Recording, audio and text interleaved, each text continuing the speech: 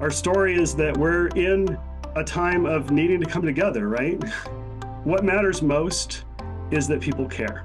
It's not the numbers, it's not how many people are showing up, that doesn't matter. It doesn't matter like how action-oriented you are, how much change is happening. What matters most is that people care and that people are showing up who care, and that core will make so much more happen. That's what makes all the good things happen in our world, is people coming together who care. I live in Salt Lake City and I want to be a village builder. I want to be a village builder. From Boise, Idaho, and I want to be a village builder. I'm Kyle Robinson. I'm in Portland, Oregon, and I want to be a village builder. I live near Austin, Texas, and I want to be a village builder. My name is Fahim Hanna. I want to be a village builder. I want to be a village builder. I want to be a village builder. My name is Ben Smith. I'm in Sacramento, California, and I want to be a village builder.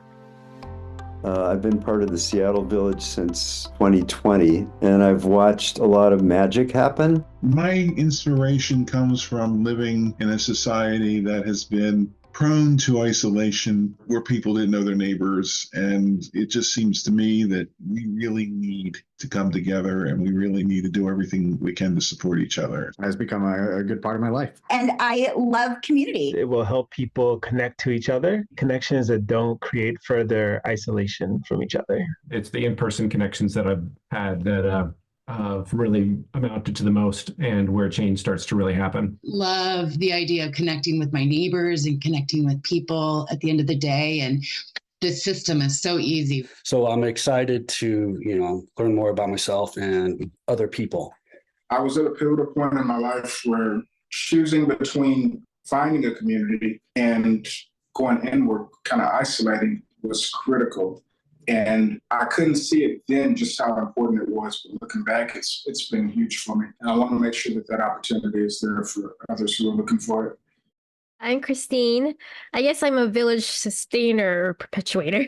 Village Seattle was about 2 years in when I joined. I don't regard myself as a community builder. I'm very introverted and shy, but it's been a good practice in connecting with people around. And now I feel more empowered to help lead and, co-create with others. Yeah, just really excited for this cohort.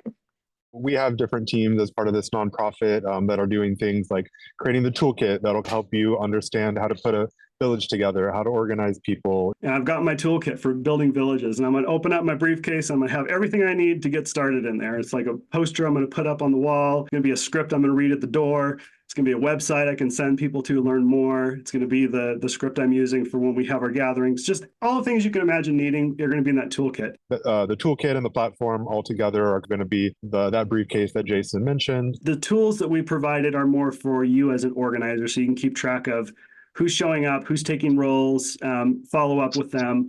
It's going to take some effort in order to create our villages. And so we'll have support for you. And then we also have other teams, that are figuring out like the strategy for the cohort. How do we want to help make sure that, we're going in the right direction? So what it will look like is a weekly call. We'll be there every week. You can show up as often as you're able to. You'll be able to hear what's happening, and you'll be able to drop into breakouts based on what you're needing, what kind of help you're needing.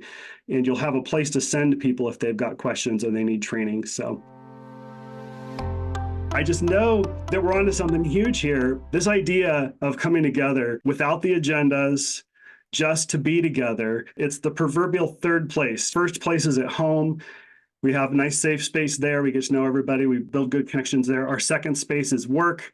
So the third space is what we're working on, this third space problem, because the reality is that other people do care as well. We're just inundated, right? Like we've got work, and we've got kids, and we've got stress, and we've got bills, and there's so much going on in our lives. It's hard to put it in the places we care most. And so if we can hold this space so that whenever they're ready, whenever that moment is right, they can show up and they can be somewhere like this, that's something special. And that's what we're trying to do here. And that's our approach with Village, is starting with the core. Patience is the real virtue here, especially when we live in a society where everything has to happen instantly. Just persist and be that example of someone who's there so other people can rely on you. And I think that's how we build connections of reliability, reliance. It's what we need, but it's also what we get. I'm hoping to get more of and hoping to give more. The different elements of the village meeting are all like a condensed version of some of the most important communications that you might have in a whole week. Who doesn't need more groundings, per day? The opportunity to connect is a given. Obviously, we're all seeking that. We're here, and other people are looking for it. So I think it's a gift, if you will, that will shorten somebody's natural search, or it might shorten somebody's natural search to put something wholesome in their life. And I feel like this is just like flowing into it. And a lot of like the collective energy right now is towards this. And as you say, Jason, it's like those three people mattered, and like we all want to be the person on the stage talking to hundreds of thousands of people. But in reality, it's my conversation with you and your conversation with the next person. And that's how we get it done. I'm pushing myself to do hard stuff that I don't normally naturally do. Like this isn't, but just introducing myself and working with other people to me is a challenge. So I'm enjoying that aspect of it. It's a place of practice. Your leadership skills or practice connecting with people, and each member gets to do that in a co-creative space. And there's a lot of tendency to, we have to get this many people or everything has to go perfect. But I'm learning in the Village Seattle space is that it could be chaos. There could be things that go in disarray, and that's fine. And how you notice yourself when something, goes wrong, when something doesn't go according to plan, or say something silly or didn't land. That's all part of, circling back and practicing and noticing yourself. I would like to create a community from like my yoga studio, basically. Is that like allowed in this cohort, or like does it have to be my next door neighbor? Yeah, wherever you see community, what we're seeing our model and our program to be useful in is building connections within existing communities. So however you define a community, that we could bring our model in there and we can build stronger connections there. What would the goal be? What would an ideal number of the village people that are wanting to get? Numbers are tough because what we're talking about is something that will take years. I knocked on doors. I talked to about 100 people here. Guess how many people showed up to the gathering after that? Three people. And I'm sitting there thinking like, you know what? Those three people, though, they love the idea and they're quickly they're caring about it. And it just takes time. But what I feel like might be an upper limit is like 150 people. So you can be a part of a community that's 100 people and feel pretty comfortable and safe there and kind of get to know people pretty well and know their faces, even if you don't know everybody really well. Have you learned anything about the best mix of virtual and in-person in these villages? I think it's going to come back to who cares the most in the community, who cares the most. But I think that both in hybrid, to me, I think a hybrid is great. It's great to have in person and it's great to have the ease of virtual. And so if that's possible to kind of alternate. In Seattle, we have weekly virtuals and monthly in-persons. In another village, we're thinking about alternating between in-person and virtual. So open for experimentation. What about families and kids? And like, is this like a village of spouses and, young ones? Like, is there... Part of that collective vision is children. I mean, I see that being super important. And in Boise Village, we've had children attend, and it's been beautiful when it does happen.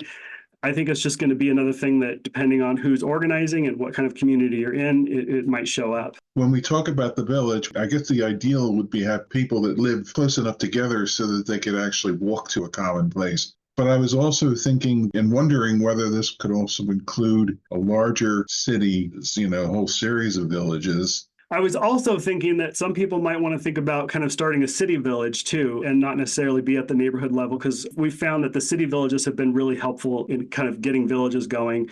It's easy for me, if I'm starting a village in my neighborhood, just getting going, to invite a friend down the street to go to Village Seattle first, and they can see it. And I was like, okay, I see what you're doing now. And then we can talk about getting something done in my neighborhood. It makes it a lot easier. So my family had been having these kind of informal Zoom things. I brought the village concept to them. And at first there was a lot of resistance. Can't we just hang out on Zoom and talk? But having the structure of the kind of cafe at the beginning where people can share poetry or whatever, and that's where we get the kids involved. You read a poem or do a dance or a song or something for the family. And then some of the conversations that come up in the open space would never have come up in the loosey-goosey kind of things that we used to do. I go to, our family gatherings. Think a lot of people have the same experience. We come together, it's family. You just, it's always good to be with family, and you tell yourself that it's good to be with family, but it's challenging. And there's some people that talk more than others. There's some people that just don't connect. Grandma sits on the couch and just kind of talks to whoever happens to be around her. And so I'm just like, it'd be nice to have just a little bit of structure to get people really connecting to each other. Beautiful. So be a part of Village. Also, make sure you visit villageco.org. There's a lot of stuff on there talking about what we're up to. There's some newsletters you could get caught up on. Make sure you're on our email list so you can stay up to date that way. What matters most is that people care.